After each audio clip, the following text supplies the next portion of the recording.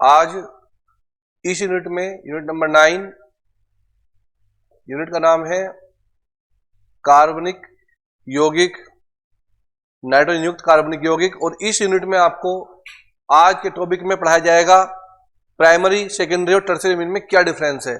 हमने इससे पहले जो टॉपिक पढ़ाए थे, आपको यूनिट पढ़ाई थी, इसी यूनिट के सेकेंड लेक्चर में आपको एनिलीन, एथिलेमीन, इनकी केमिकल प्रॉपर्टी पढ़ाई थी।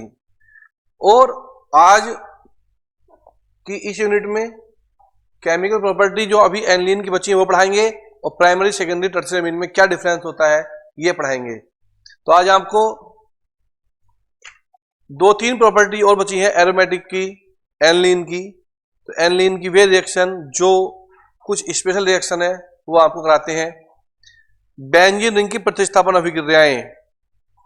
तो आज के टॉपिक में प्राइमरी, सेकेंडरी, टर्शियरी अमीन में डिफरेंस से पहले मैं आपको ये 2-3 क्वेश्चन, छोटे छोटे क्वेश्चन है, बोर्ड में आए हुए हैं, एनिलीन की प्रॉपर्टी है, ये करा देता हूं, और उसके बाद कराऊंगा आपको प्राइमरी, सेकेंडरी और टर्शियरी अमीन में क्या डिफरेंस होता है। यानी बच्चों, आप जिस लगन और मेहनत के साथ पढ़ रहे हैं, मुझे विश्वास है कि आने वाले एग्जाम में आप बहुत अच्छे अंक से प्राप्त होंगे, बहुत अच्छे अंक लाएंगे और बहुत अच्छे अंक लाकर अपने करियर को उज्जवल बनाएंगे। तो उम्मीद करता हूं कि आप इस वीडियो को बहुत ध्यान से सुनेंगे। लेक्चर बहुत इंपॉर्टेंट है।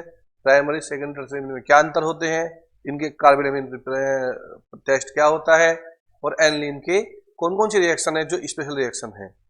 तो एनिलीन के रिएक्शन में सबसे पहले मैं आपको बताऊंगा आज एनिलीन की अभिक्रिया, बेंजीन रिंग की प्रतिस्थापन अभिक्रियाएं।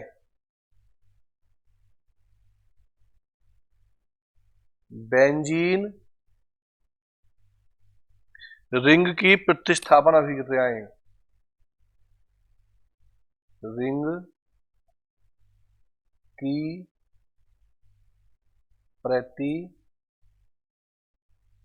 प्रतिस्थापन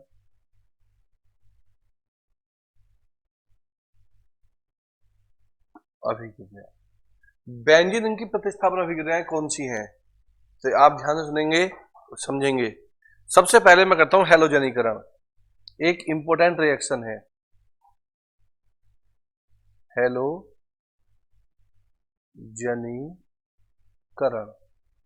प्यारे बच्चों, बोर्ड एग्जाम ने कई बार से दे दिया और कई बार ये रिएक्शन कंपटीशन में भी आई है। तो बेंजीन रिंग की प्रतिस्थापन अभिक्रियाओं में आपको मैं ब्रोमीन जल से कराऊंगा रिएक्शन। आपको ब्रोमीन जल से रिएक्शन कैसे होती है,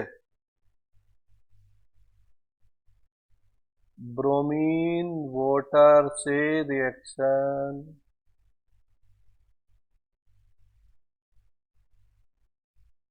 ब्रोमीन जल से गिर, बहुत इंपॉर्टेंट रिएक्शन है। कैसे रिएक्शन होगी ब्रोमीन जल से, आपको एनिलीन को यहां पर लिख लेना है। क्या बन गया ये, एनिलीन, ठीक है।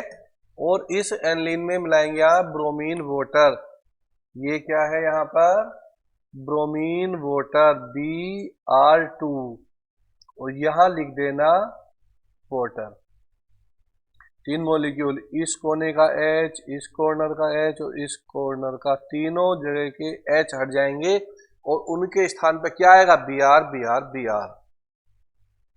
तो यहां पर अब एक वाइट PPT बनकर आएगा,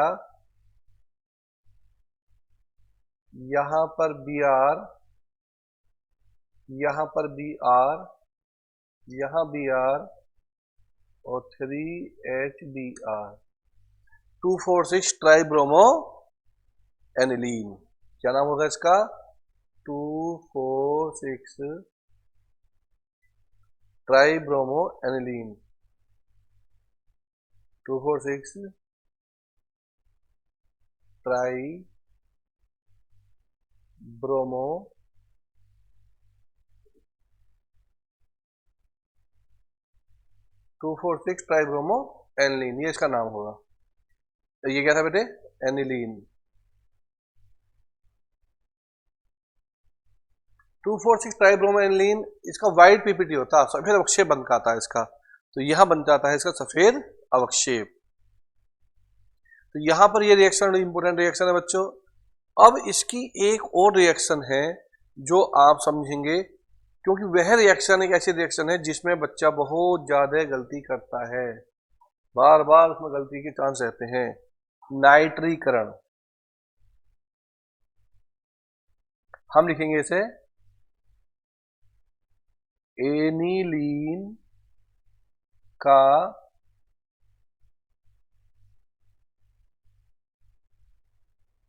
नाइट्रीकरण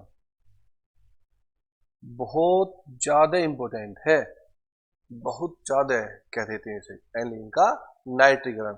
बेटा एनिलीन का नाइट्रीकरण कैसे करते हैं, ध्यान से सुनना। आप करने बैठेंगे और आप बहुत पुराने तरीके से कवर कर देंगे, नाइट्रिक कंसंट्रेट HN से मिलाया हो नाइट्रीकरण, नहीं, इसका नाइट्रीकरण सीधे सीधे हो सकता ही नहीं। इसे बिल्कुल अलग तरीके से आप समझेंगे और आपको इसे अलग तरीके से समझना है और बहुत ध्यान से याद देखना है कि एनिलीन का नाइट्रीकरण कैसे करते हैं। क्योंकि हम एनिलीन का नाइट्रीकरण सीधे क्यों नहीं कर सकते, वजह क्या है इसके पीछे, ये बात भी आपको पता होनी चाहिए। बच्चों एनिलीन में यदि हम HNO3 मिला दें, यहाँ पर हमने मिला दिया सीधा यहाँ पर कंसंट्रेट HNO3, तो इसे मिलाने से लो समय ये हो जाएगा, क्योंकि ये इतना स्ट्रॉन्ग ऑक्सीडाइजिंग एजेंट है, ये NH2 को भी ऑक्सीडाइज कर देगा, जबकि NH2 ग्रुप यहाँ पर सेफ रहना चाहिए, इससे रिएक्शन नहीं होनी चाहिए। इसलिए सबसे पहले हम NH2 ग्रुप को सुरक्षित करते हैं, इसे प्रोटेक्शन देते हैं। तो बच्चों सबसे पहले हम NH2 ग्रुप को करेंगे प्रोटेक्शन, तो हम यहां पर एसिटिल क्लोराइड लेते हैं और इसे लेकर इसकी रिएक्शन जब कराएंगे तो यहां से क्या होगा, NH2 ग्रुप जो है ये NHCOCH3, अब यहां पर यह ग्रुप बिल्कुल सुरक्षित हो गया, सेफ हो गया। अब जब ये ग्रुप सेफ हो गया, सुरक्षित हो गया, तो अब यहां पर इसका नाइट्रीकरण हम कर सकते हैं।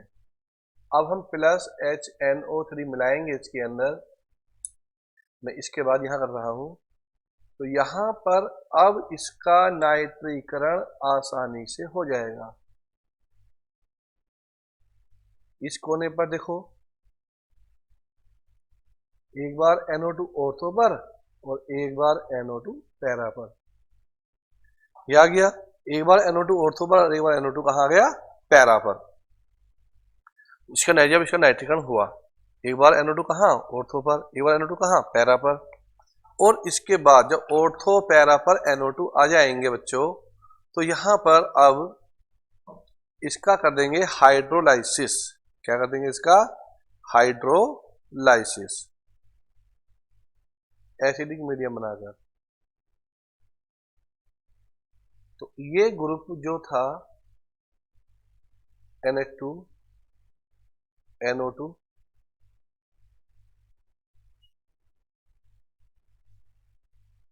एक बार ऑर्थो और एक बार पैरा का मतलब ये होता है कि तो अलग अलग कंपाउंड बनेंगे,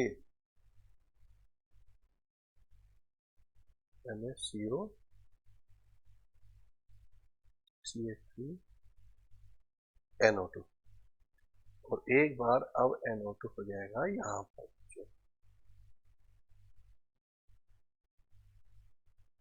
और ये हो जाएगा यहाँ से अलग CH3COOH, ऐसा होगा नाइट्रीकरण।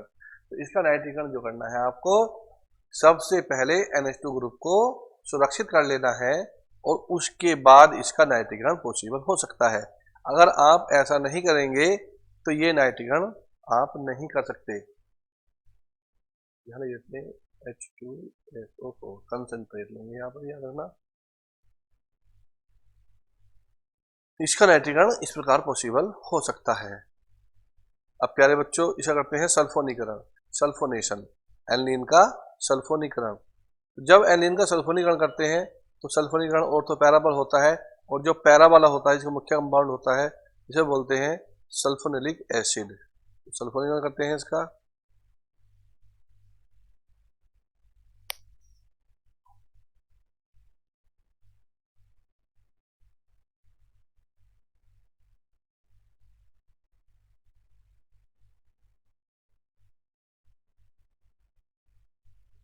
सल्फोनीकरण। बच्चों सल्फोनीकरण में सल्फ्यूरिक एसिड तो लेंगे ही, ये आपको नाम से चलता है पता। जो इसका पैरा वाला कंपाउंड बनेगा वह इसका क्या होगा, मुख्य कंपाउंड होगा SO3H, और एक बार SO3H कहाँ आएगा, पैरा पोजीशन पर।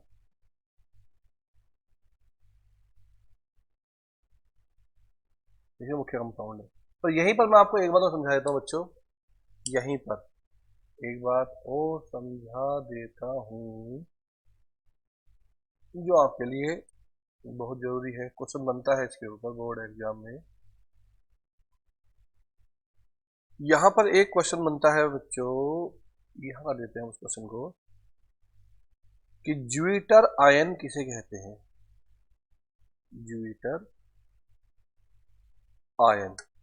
ज्यूइटर आयन क्या है, इंपॉर्टेंट क्वेश्चन है और बोर्ड एग्जाम में बनता है। थोड़ा सा इसकी स्पेलिंग सही कर देते हैं।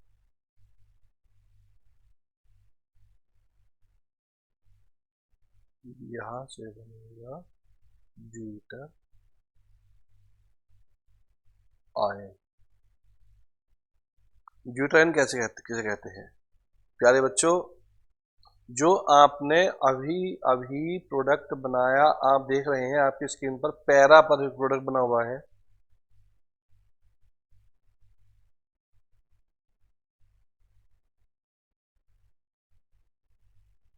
यहां पर है। ये ग्रुप कैसा है, बेसिक। ये कैसा है, एसिडिक। तो ये दोनों ही ग्रुप जो एसिडिक और बेसिक ग्रुप हैं, एक दूसरे को उदासीन कर देते हैं, न्यूट्रल कर देते हैं। तो ये दोनों ग्रुप एक दूसरे क्या कर देंगे, न्यूट्रल कर देंगे। जब ये एक दूसरे को क्या करेंगे, न्यूट्रल करेंगे, तो इनके न्यूट्रल करने के वजह से ये बन जाएगा NH3 पॉजिटिव, ये बन जाएगा SO3 निगेटिव। तो NH3 पॉजिटिव SO3 नेगेटिव यही कहलाएगा ज्यूइटर आयन, इसे बोलते हैं ज्यूइटर आयन। तो यहां पर जो है SO3H ग्रुप कैसा था, एसिडिक। NH2 कैसा था, बेसिक। इन दोनों ने एक दूसरे क्या कर दिया, उदासीन, और इस प्रकार से यहां पर ज्यूइटर आयन बन जाता है। बच्चों अब आता है प्राइमरी सेकेंडरी टर्शियरी अमीन में क्या अंतर होता है।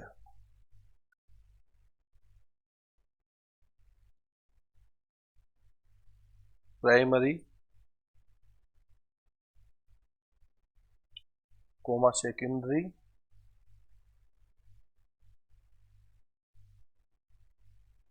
व टर्शियरी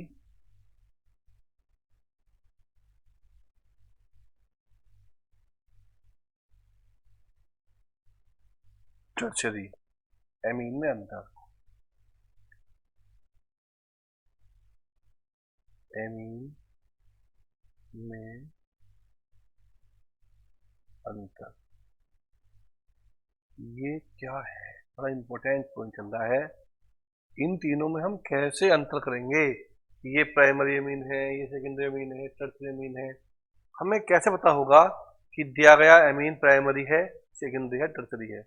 तो इसके लिए हम क्या काम करते हैं, हमारे पास कई तरीके हैं जो हम इन अमीन्स में डिफरेंस पता कर सकते हैं कि प्राइमरी अमीन कौन सा है, सेकेंडरी कौन सा है और टर्शियरी अमीन कौन सा है। तो बच्चों इन अमीन में डिफरेंस करने के लिए सबसे पहले हम लेते हैं ग्रिग्नार्ड अभिकर्मक से क्रिया। पहले हम देखते हैं ग्रिग्नार्ड से कैसे करेंगे। ग्रिग्नार्ड अभिकर्मक से, तो ग्रिग्नार्ड अभिकर्मक से हम कैसे पता लगाएंगे कि अमीन प्राइमरी है, सेकेंडरी, टर्शियरी है। इसका तरीका क्या है, केवल प्राइमरी अमीन ही ऐसे होते हैं जो ग्रिग्नार्ड रिएक्शन से अभिक्रिया करके एल्केन बनाते हैं, टर्शियरी अमीन ये क्रिया नहीं करते और सेकेंडरी अमीन बनाते हैं। प्राइमरी और सेकेंडरी अमीन तो ग्रिग्नार्ड अभिकर्मक से क्रिया कर लेते हैं और क्या बनाते हैं, एल्केन। परंतु टर्सरी अमीन ग्रिग्नार्ड अभिकर्मक से कोई क्रिया नहीं करते। कैसे, देखिएगा, आपने लिया CH3NH2 या आप ले लो R, ले लो, यहां पर आप RNH2, ये प्राइमरी अमीन है। कौन सा अमीन है ये? Primary amine. अब आप प्राइमरी अमीन में ग्रिग्नार्ड रिएजेंट बनाइए, CH3MgBr। तो यहां क्या बन जाएगा बताइए? CH3MgBr क्या बन जाएगा? एक तो बन जाएगा CH4, आपने पीछे अपने अभी रिएक्शन की थी, और RNHMgBr, ये बन जाएगा। अब सेकेंडरी अमीन देखते हैं। अगर ये ले जाओ सेकेंडरी अमीन, ये NH हो गया, CH3MgBr हो गया, यहां से आपने मैथिन बना दिया, प्लस ये बन गया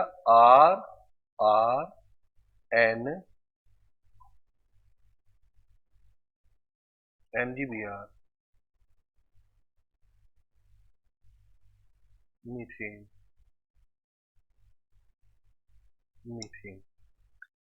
तो एल्केन बने कि नहीं बने? टर्सरी अमीन क्यों नहीं बनाने का रिएक्शन देखो, अब मैं दिखाता हूं आपको कि टर्सरी अमीन क्यों नहीं बनाने का।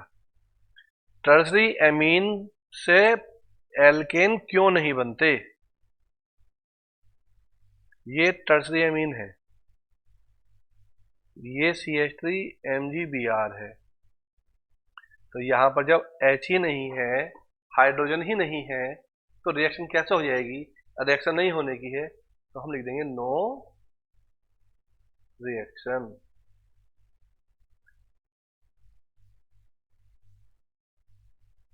लिख देंगे हम यहां पर नो रिएक्शन, नो रिएक्शन। तो प्राइमरी और सेकेंडरी अमीन तो जब ग्रिग्नार्ड रिएजेंट के साथ रिएक्शन करते हैं तो एल्किन बना लेते हैं, परंतु टर्सरी अमीन कोई भी किसी प्रकार का भी अभिक्रिया नहीं करता है इनसे। तो इस प्रकार हम पहचान लेंगे कि दिए गए अमीन्स में कौन सा प्राइमरी, कौन सेकेंडरी, कौन टर्सरी अमीन है। तरीका नंबर 1, सेकेंड मेथड बच्चों। सेकेंड मेथड है हिंस वर्ग अभिकर्मक द्वारा। हिंस वर्ग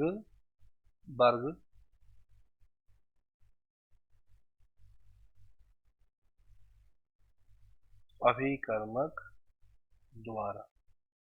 बच्चों बताओ हिंस वर्ग अभिकर्मक को क्या कहते हैं? मैंने आपको इससे पहले वाले लेक्चर में, वीडियो में बताया था कि हिंस वर्ग अभिकर्मक किसे कहते हैं। अब आपको पता होगा इसका हिंस वर्ग अभिकर्मक क्या है, किसे कहते हैं हिंस वर्ग अभिकर्मक, बताइए जरा मुझे आप। सोचो, क्या फॉर्मूला था? C6H5SO2Cl, ये था हिंस वर्ग अभिकर्मक का फॉर्मूला, था कि नहीं था? अब हिंस वर्ग अभिकर्मक को हम कहते थे benzene sulphonyl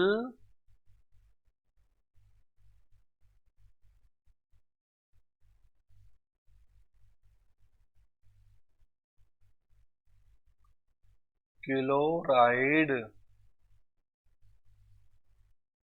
benzene sulphonyl chloride कहते थे हिंस वर्ग अभिकर्मक को। अब हम पता कैसे लगाएंगे कि हिंस वर्ग अभिकर्मक से कि ये प्राइमरी अमीन है, ये सेकेंडरी अमीन है, टर्सरी अमीन है? हम क्या करेंगे, हम तीनों अमीन जो हमारे पास रखे हुए हैं उनमें हिंस वर्ग अभिकर्मक मिलाएंगे। बच्चों हमने हिंस वर्ग अभिकर्मक मिलाया प्राइमरी अमीन में, तो हिंस वर्ग अभिकर्मक क्या होता? C6H5NSO2Cl। प्राइमरी अमीन क्या होता? ये R लगा लीजिए, यहां से HCl हट जाएगा और एक प्रोडक्ट बनेगा C6H5 SO2 NHR plus HCl। अब ये जो प्रोडक्ट बना C2H5 SO2 NHBr NHR, अब ये एक अनस्टेबल कंपाउंड है। अब यदि हम इसमें NaOH मिलाएंगे, अब ये उसमें डिजोल्व हो जाएगा। हमने NaOH मिलाया तो इसमें क्या हो, डिजोल्व हो गया। कैसे डिजोल्व हुआ, C6H5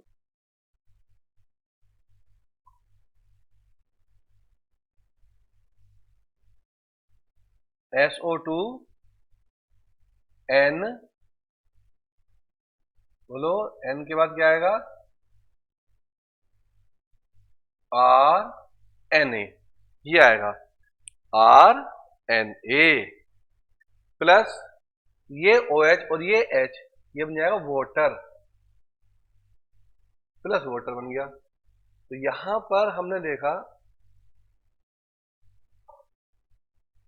ये कंपाउंड बन गया। इसका नाम क्या है वैसे जो कंपाउंड बना, इस कंपाउंड का नाम है सोडियम लवण। क्या है ये, सोडियम लवण बना बच्चों। ये क्या बना, NaOH में मिले है। तो हम कहेंगे कि जो हिंसवर्ग अभिकर्मक है, हिंसवर्ग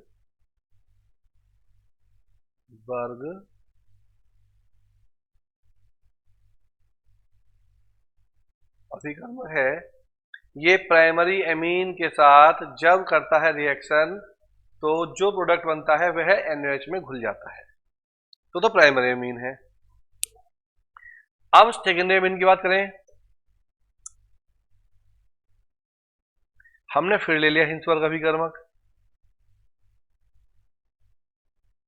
और अब के हमने यहां पर मिला दिया सेकेंडरी एमीन।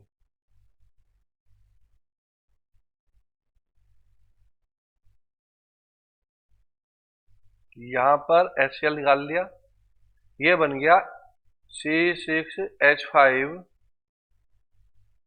SO2 H2 के बाद NRR प्लस HCl।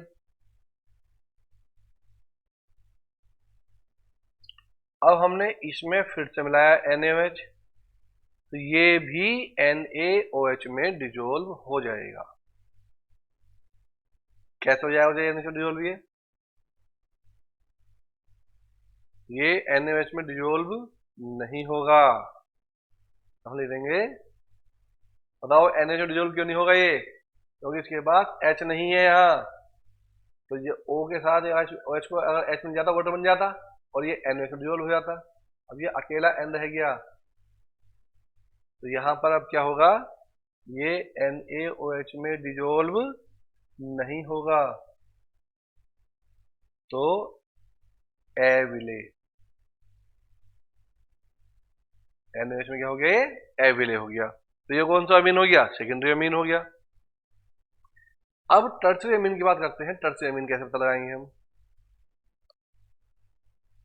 हमने फिर से लिया हिंसवर्ग रिएजेंट C6H5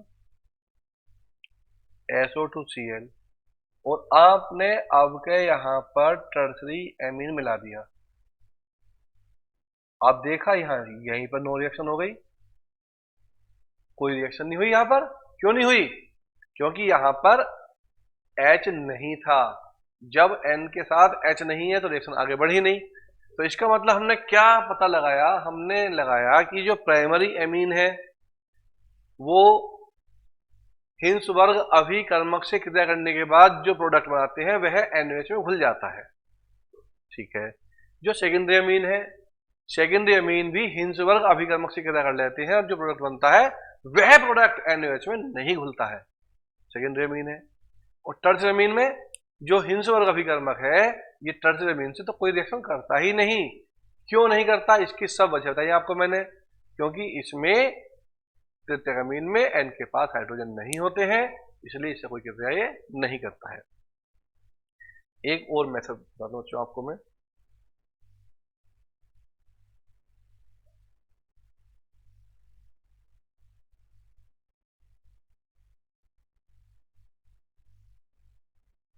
एक और रिएक्शन आपको बताता हूं मैं बच्चों, वो रिएक्शन क्या है, वो तरीका क्या है। हम कार्बिल एमीन परीक्षण से भी पता लगा सकते हैं कि एमीन प्राइमरी है या एमीन सेकेंडरी है या एमीन टर्सरी है।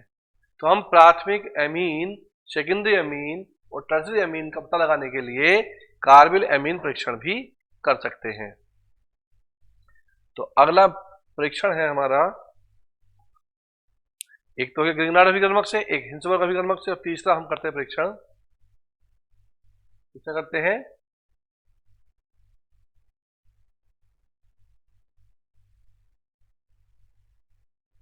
कार्बिल एमीन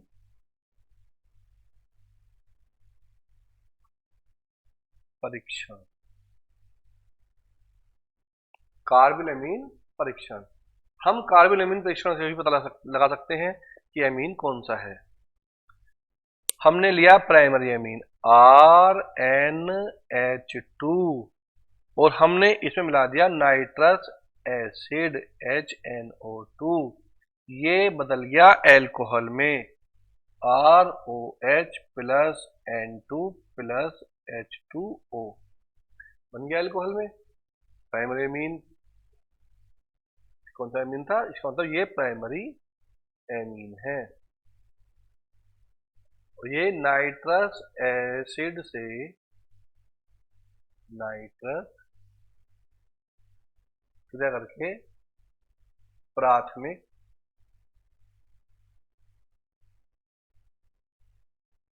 एल्कोहल देता है। तो प्राइमरी एमीन जो होगा वह क्या करेगा, नाइट्रस एसिड के साथ रिएक्शन करके प्राथमिक एल्कोहल देगा। अब देखते हैं सेकेंडरी एमीन क्या करेगा। यहां पर R प्लस, जो सेकेंडरी एमीन होगा ये नाइट्रस एसिड से रिएक्शन करने के बाद जो प्रोडक्ट बनाएगा वो होगा नाइट्रोसोमीन, नाइट्रोसामीन। क्या बनाएगा ये, नाइट्रोसामीन।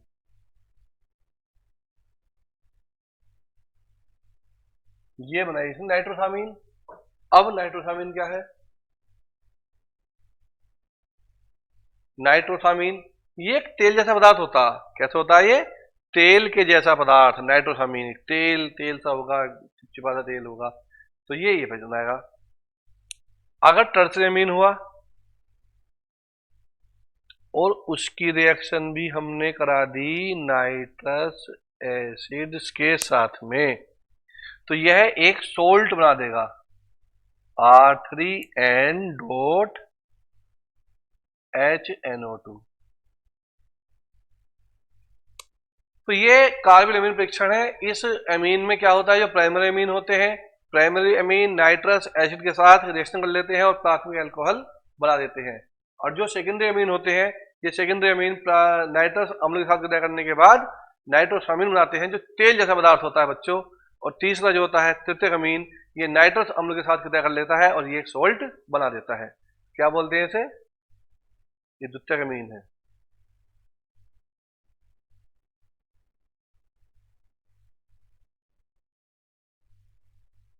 द्वितीयक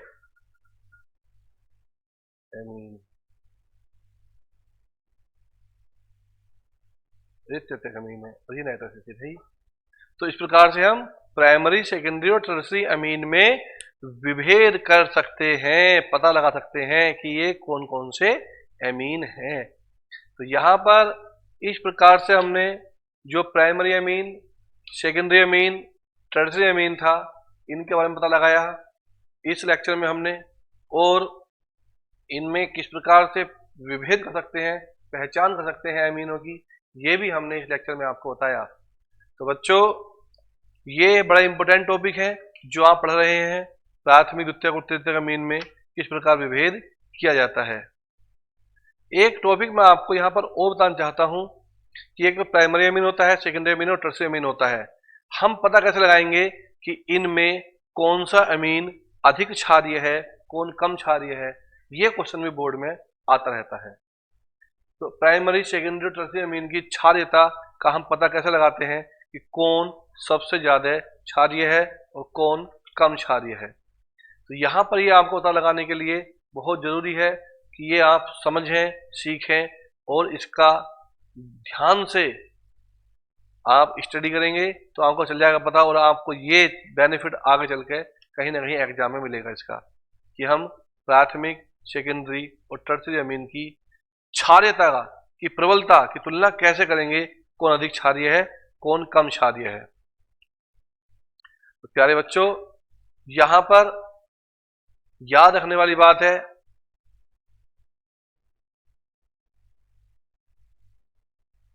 अमीनों की प्राथमिक और तृतीयक अमीनों की क्षारीयता का क्रम।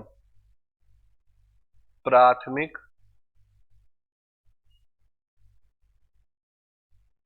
द्वितीयक और तृतीयक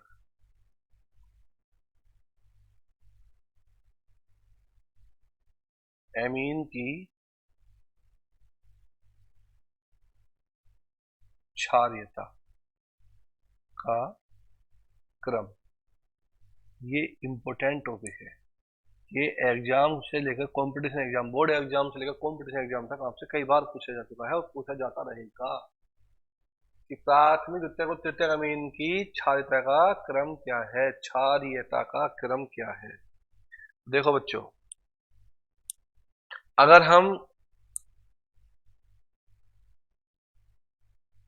इन्हें ध्यान से देखेंगे तो आपको यहां पर इनकी क्षारीयता का सही क्रम पता लगेगा। देखो इसमें एथिलमीन से शुरुआत करते हैं। ये एथिलमीन है C2H5NH, C2H5NH, ये द्वितीयक अमीन है परंतु इसमें C2H5 ले लिया हमने। ये अधिक क्षारीय होता है किससे, तृतीयक C2H5 का होल थ्राइज N से, और ये शायद किससे होता है, प्राथमिक C2H5NH2 से, और ये होता है अमोनिया से।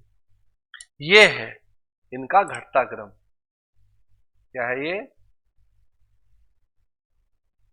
क्षारीयता का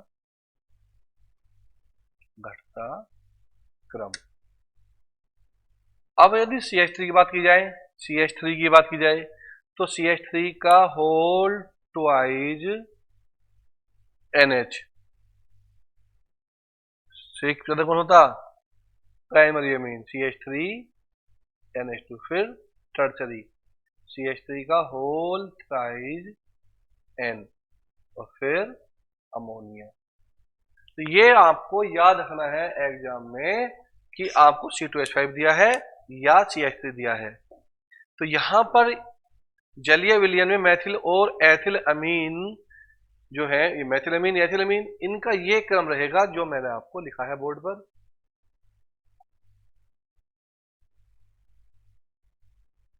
क्षारीयता का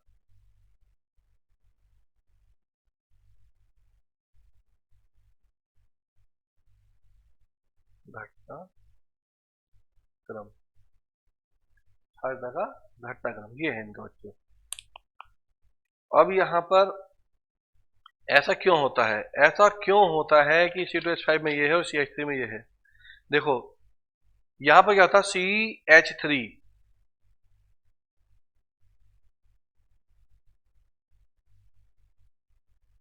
अगर CH3 ग्रुप से बड़ा होता C2H5, यहां पर क्या होता है, एक त्रिविम बाधा बन जाती है, और त्रिविम बाधा की वजह से टर्शरी अमीन प्राइमरी से ज्यादा क्षारीय हो जाता है। यहां पे क्या होता है, समूह छोटा है ये, इसलिए यहां पर प्राइमरी अमीन टर्शरी से अधिक क्षारीय हो जाता है छोटे ग्रुप के कारण। तो यहां पर ये आपको समझना है कि अमीनों की क्षारीयता का सही क्रम क्या है। अब आते हैं बच्चों, आपसे पूछते हैं कि भाई प्राइमरी, सेकेंडरी, टर्शियरी अमीन के उपयोग कहाँ होते हैं, उपयोग क्या किए जाते हैं, या अमीनों के उपयोग कहाँ होते हैं। तो बच्चों, अमीनो प्रकृति में amines protein, vitamin, alkaloid, hormones में पाए जाते हैं। प्रोटीन कहाँ पाए जाते हैं, सॉरी एमीन्स के उपयोग, एमीन्स के उपयोग, एमीन्स पाए कहाँ जाते हैं, ये आपको याद रखना है। एमीन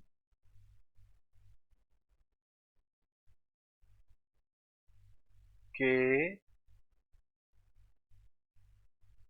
उपयोग, एमीन के उपयोग यदि आते लिखने के लिए आप क्या लिखेंगे? प्रकृति में एमीन कहाँ मिलेंगे? एमीन कहाँ मिलते हैं? अगर हम प्रकृति की बात करें, प्रकृति में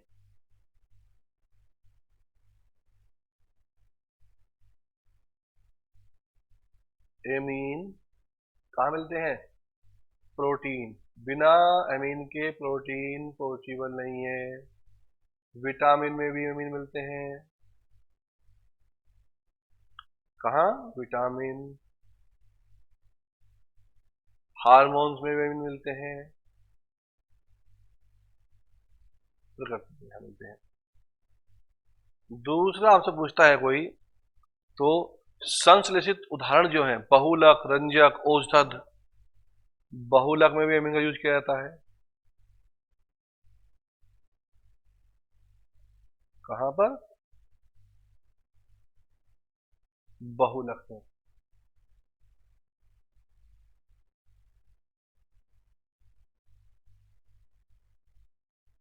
रंजक बनाने में एमीन का यूज करते हैं। औषध बनाने में करते हैं, औषध। सब जगह इसका यूज होता है, औषध में, रंजक में, सब जगह इसका यूज होता है। फिर आपसे पूछते हैं कि और भी इसके अलावा कहाँ यूज करते हैं अमीनों के? तो बच्चों,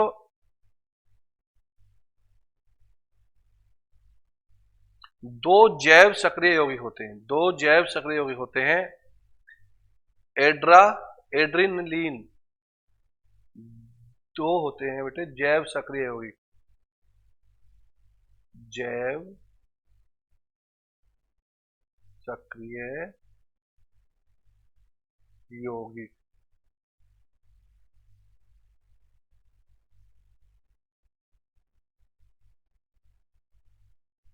जैव सक्रिय यौगिक साहब,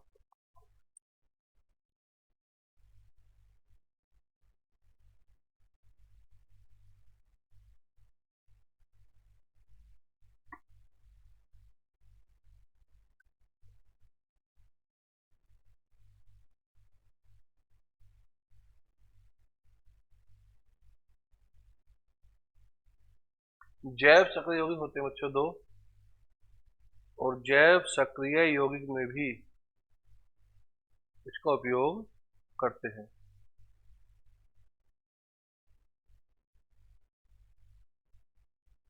कहाँ कर सकते हैं इसका उपयोग? जैव सक्रिय यौगिकों में।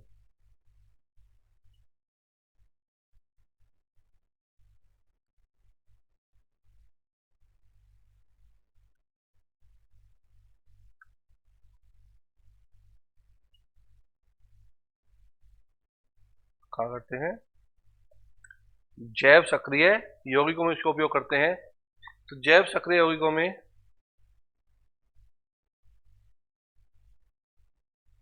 जैव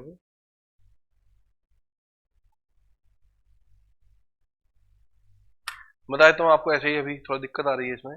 जैव सक्रिय यौगिक में मुख्यतः एड्रिनलीन और इफेड्रिन का उपयोग रक्तचाप बढ़ाने के लिए करते हैं। एड्रिनलिन और एफेड्रिन, एफेड्रिन का उपयोग ब्लड प्रेशर को बढ़ाने में किया जाता है, और दोनों में ही द्वितीयक अमीन उपस्थित होता है। दो जैव सक्रिय यौगिक हैं, एक कौन सा? एड्रिनलिन, दूसरा कौन सा? एफेड्रिन। दोनों ही ब्लड प्रेशर को बढ़ाने के लिए इसका उपयोग करते हैं, और दोनों ही अमीनो यौगिक होते हैं। तो बच्चों, अमीनो इनके सबके उपयोग हो गए। प्राथमिक अमीन में डिफरेंस कैसे करेंगे, और अमीनों की क्षारीय प्रकृति को हम किस क्रम में लगाएंगे, ये सारी बातें आपको बता दी गई। अब इसके बाद अब जो टॉपिक चलेगा वो नया टॉपिक चलेगा, नए लेक्चर के साथ शुरुआत करेंगे।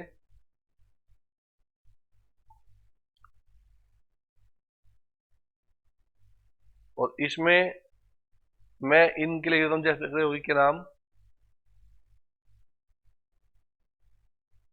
जैव सक्रिय यौगिक,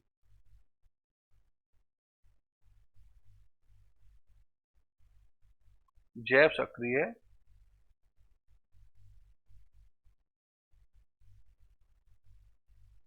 यौगिक। मैंने बताया था आपको दो होते हैं, एक कौन सा बताया था आपको मैंने, एड्रीनलीन,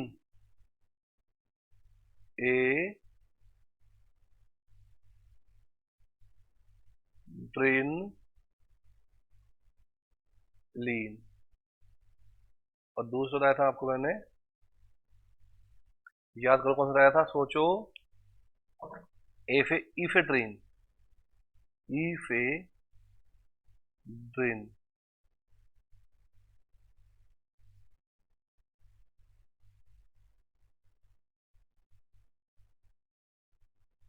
ये दो, इन दोनों का उपयोग कहाँ करते हैं, दोनों में ही सेकेंडरी अमीन होता है, इनमें दोनों में कौन सा अमीन होता, द्वितीयक अमीन।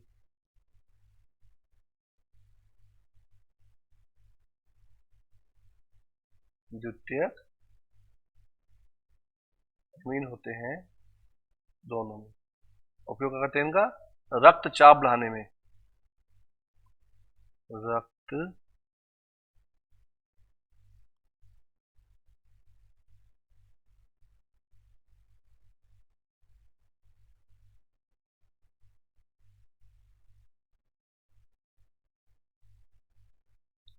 क्या हो रहा है,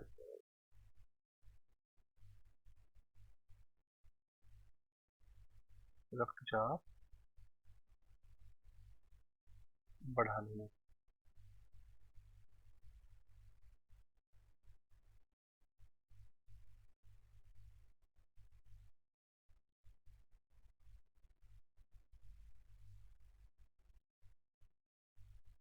रक्तचाप को बढ़ाने में,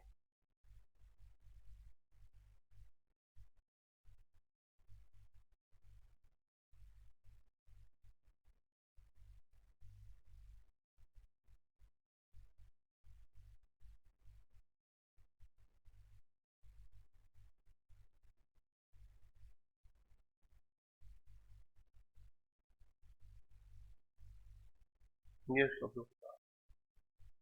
बच्चों इसके साथ यहीं पर ये लेक्चर पूरा होता है।